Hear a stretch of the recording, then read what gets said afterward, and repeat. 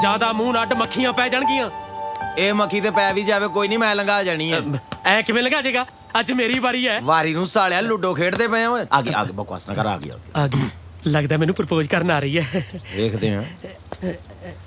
Hi guys. ਸਤਿ ਸ਼੍ਰੀ ਅਕਾਲ ਜੀ। How's it going? Good afternoon ਜੀ।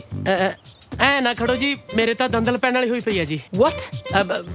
ਮਤਲਬ ਜੀ ਸ਼ਹਿਰੀ ਯਾਦ ਆ ਗਈ ਜੀ ਤੁਹਾਨੂੰ ਦੇਖ ਕੇ। ਐ ਹੁਸਨ ਵਾਲੇ, ਤੇਰਾ ਵੀ ਜਵਾਬ ਨਹੀਂ। Such idiots.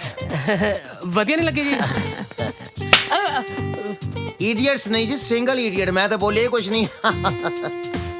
ਹੁਸਨ ਵਾਲੇ ਤੇਰਾ ਜਵਾਬ ਨਹੀਂ, ਕਿੰਨੀਆਂ ਤੋਂ ਛਿੱਤਰ ਖਾਦੇ ਹਿਸਾਬ ਨਹੀਂ। ਇਹ ਛਿੱਤਰਾ ਛੁਤਰਾ ਤਾਂ ਕੋਈ ਨਹੀਂ ਮੈਨੂੰ ਤਾਂ ਬਸ ਐਦਾਂ ਟੱਚ ਫੀਲਿੰਗ ਆਉਂਦੀ ਹੈ ਜਦੋਂ ਕੋਈ ਕੁੜੀ ਥੱਪੜ ਮਾਰ ਕੇ ਜਾਂਦੀ ਹੈ। ਇਦਾਂ ਦਾ ਫੀਲ ਤੇ ਫਿਰ 3-3 ਮਿੰਟ ਬਾਅਦ ਲਿਆ ਕਰ।